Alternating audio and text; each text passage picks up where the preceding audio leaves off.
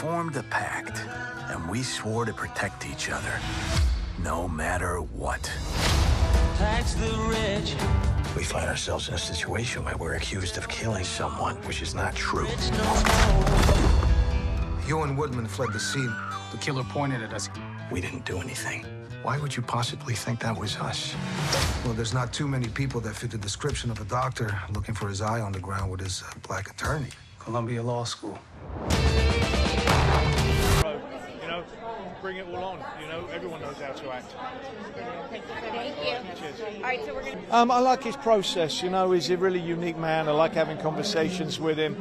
We enjoy, you know, working things out together. We went deeper with this than we had on anything prior. He was bolder, more confident in the way he makes a film. He's got his repeat offenders like myself, and, you know, Robert De Niro is actually his fourth film with David now. And we just love the sort of curveballs that David throws at us. We shoot the script, and then who knows what's going to happen after that. But it creates real spontaneity and a real life and energy to David. And he just loves people, and he loves making films about people who love life and who inspire and give hope. You know, some of my favorite movies: Raging Bull, Taxi Driver, King of Comedy, all those great Scorsese films.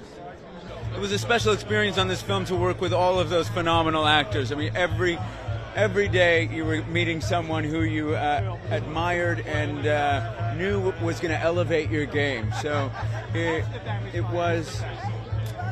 it could have easily been a lot of ego on this set, right? I mean, when you think of the caliber of actor, but it wasn't. Everyone was lifting each other up day in and day out, one tool sharpening another, and that's all you can ask for when you go to on set. Go to a set like this.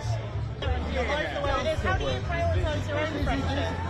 It's always been a priority for me, actually, and I think you make time for the things you want to make time for. Trusting my instincts and just trying to listen to my gut.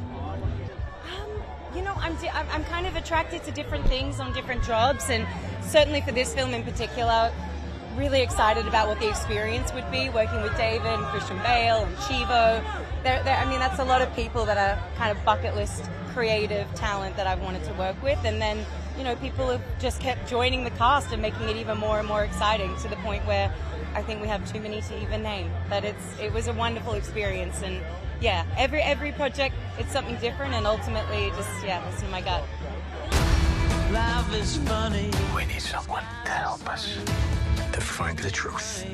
My friend was killed because of something monstrous that he had seen. This is all turning out to be a lot larger than any of us.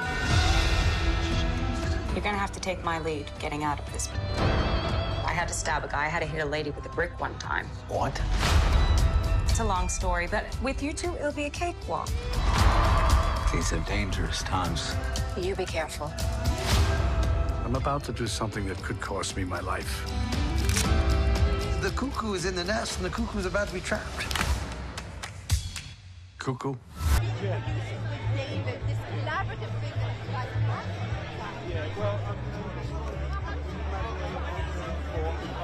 How was it to keep the balance between the seriousness of the topics and the fun parts of the movie as an actor? That to me very much was the point. That was the exact point, that, you know, life can become absolutely overwhelming and overbearing, and especially you're seeing these people who have gone through absolute hell and back, and, you know, should have been absolutely broken people, but are choosing each and every day to refuse to be broken, remaining optimistic, remaining joyful amidst miserable bastards, and not letting them get you down. And so there is this juxtaposition. That was the intent of David, because it was like he always looks for a theme in his films is how do you overcome, you know, the injustices of life and still keep going out with a smile and being joyful, you know. So there's this kind of screwball caper comedy that goes on at the same time as this backdrop of an actual terrifying event that happened in America that hardly anybody knows about.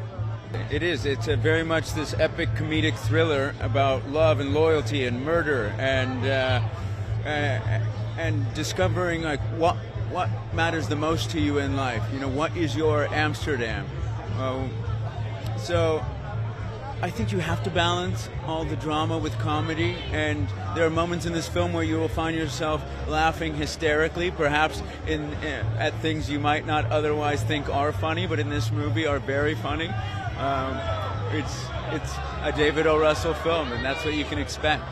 Lasting impression on me, an indelible one as a kid, and so to be able to work with him is something I didn't know that I'd ever get a chance. My Amsterdam is when I'm with my friends and family, taking time to really just enjoy one another, because we haven't always had those times in the last few years. And what I love about this movie is when you think about it as a whole, three people who come together and do something extraordinary despite struggle because they look after each other. And there have been great moments like that for me in my life, and I'm sure there are for you as well. And I hope that we take that with us as we leave the cinema after watching Amsterdam.